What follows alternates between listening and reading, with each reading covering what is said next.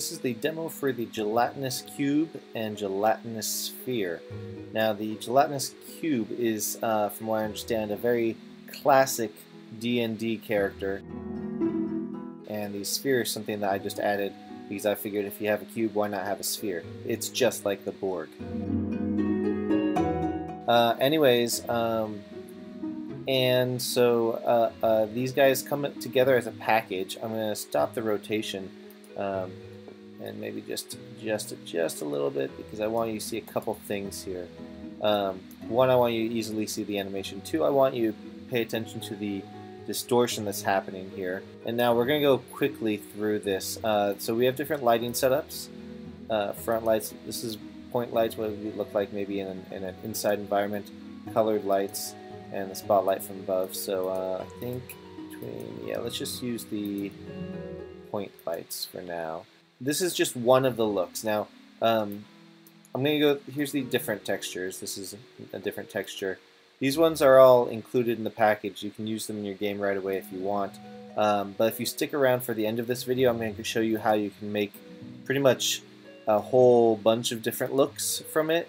These are emissive. The red here and the blue here is emissive. It's hard to tell right here, but they're emissive. You can remove this distortion. You can make these opaque, and so stick around at the end of this. I'm going to show you how to do that in the editor. So these are the texture sets that it comes with just as a default. But let's go look at the animations real quick. So we'll do the locomotion at the end because they actually have slightly different speeds. So this is the idle brake. Sort of hop around and jiggle. Attack. They land straight forward. Attack 2, where they do a little jump. Cast, where they spit out some sort of projectile. A dodge, where they quickly step back to dodge an attack. Happens when they got hit. And then their death. Their death is a sort of like slow fade down to jelly status.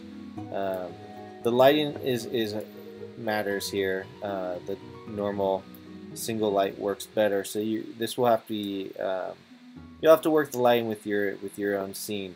So the transparency can get tricky with multiple lights. So there they are as dead. So let's look at the locomotion. There's two versions. There's a slide and a walk. So the walk forward is more of a jump.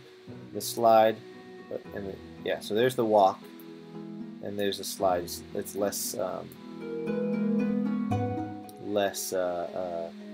big, I suppose. The slide.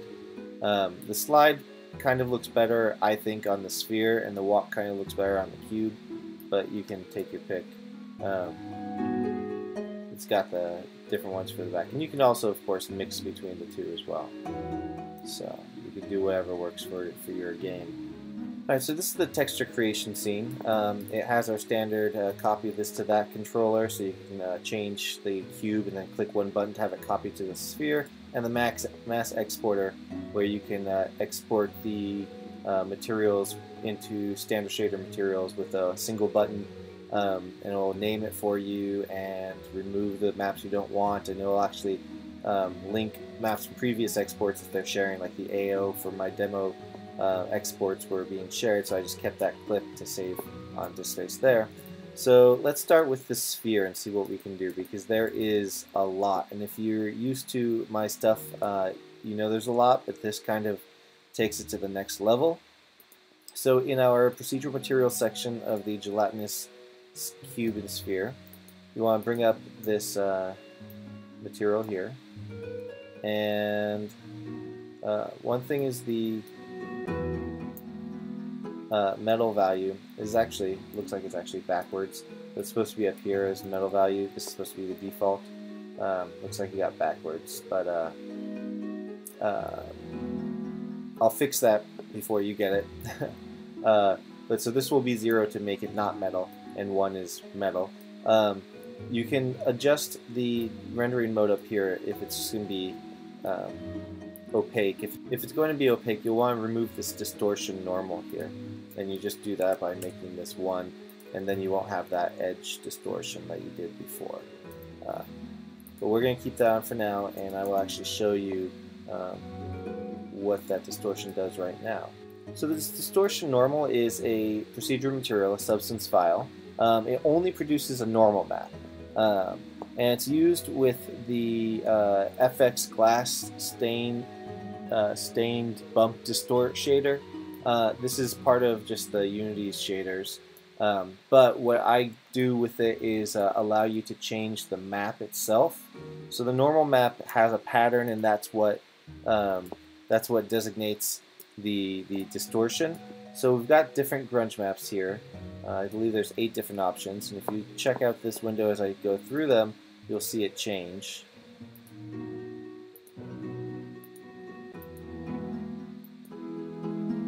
And then there's other options here, one for the blur. So if I don't blur, you can see the raw distortion, and you can actually notice like this one from one of the sample images and stuff. So you can see how it distorts right there. For this part, you're probably not going to want it to be unblurred, and you've got the intensity of it as well. So you bring the blur up a little bit, and you can see how it's starting to get, less distortion as you bring the blur up. So you'll be able to adjust this to fit whatever your style is for your game. Like, if this works for you, then you can do that.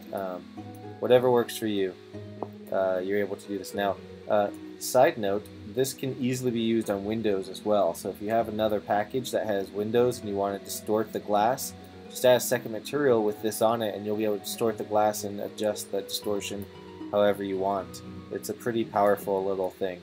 So there's that. So let's go back to the gelatinous cube material. You'll notice up here we have the albedo opacity. The edge mask is a mask that goes for the cube around the corners. For the sphere, it's this darker part right in the middle, and that's there to help hide the seams between in the mask. It's not seamless, so we need that to hide the seams, basically. So you can adjust that as you see fit. There's options for that in all of these sections. So color blend will blend between these two colors. If you look at the map down here, you can see the map right there, and so you can get a better idea. Blue and red. And you can of course just change these colors as you'd like with that clicker. You can control the opacity for each color independent of the other. Looks like these got backwards too, but so you get the idea. You can make it so it's only somewhat transparent on the sides or whatnot. Okay, so and then the opacity blend as well. Let's see, what does that do? It blends the opacity between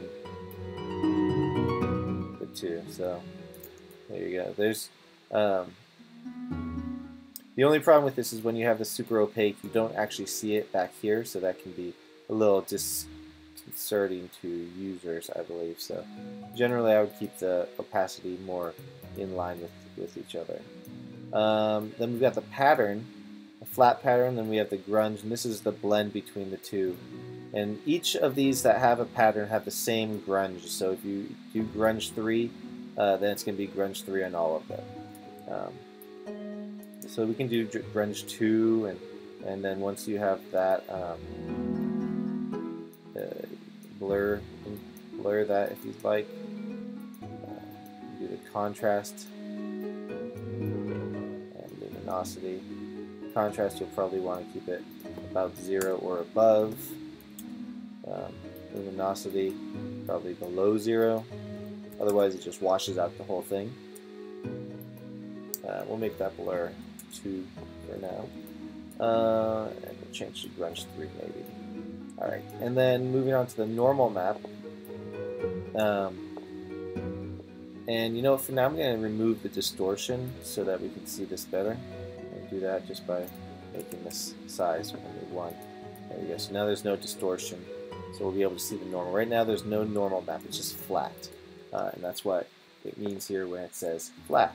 But we do have these grunge patterns, which will produce this bumpiness on the map. You'll see it right here with the reflections. So let me go back to flat. And and then grunge. So we're going to do grunge 3 because that's matching the colors we have. And we can bring the intensity up if we want, or bring it down. Alright, and then we'll blur that out a little bit. There we go. So now we've got a nice kind of smoothish bumps. The bumps are still there, but they're more soft and smooth, and they also match the discoloration. Again, metal is whether or not it's metallic. If it's metallic, it will act differently than if it's not metal. Generally, all my examples were all not metal, except for the one I'm going to make that's going to be pure metal. So roughness has the exact same thing. Let's look at roughness as the reflection value. So let's go back to grunge 3 here. There we go. So now it's got a lot of reflection. And so the flat pattern value is if we're on flat, how reflective it is. So less roughness means it's going to reflect more light, and you'll see the normal maps there as well. And then more will reflect less light. It diffuses the light more. And so let's bring that to 3. We'll blur the pattern a little bit. So now the roughness matches the rest of the look a little bit better. Ambient occlusion, we can do the same thing. Add some ambient occlusion to it if we wanted to. Now we have 2 more materials game ready. You can just drag these directly onto the material or onto the model. So there you go. There's an awful lot you can do with these characters. My favorite is just to use the very transparent looks, but there's more you can do with it if you so choose. So let me know what you think, and have a great day, guys.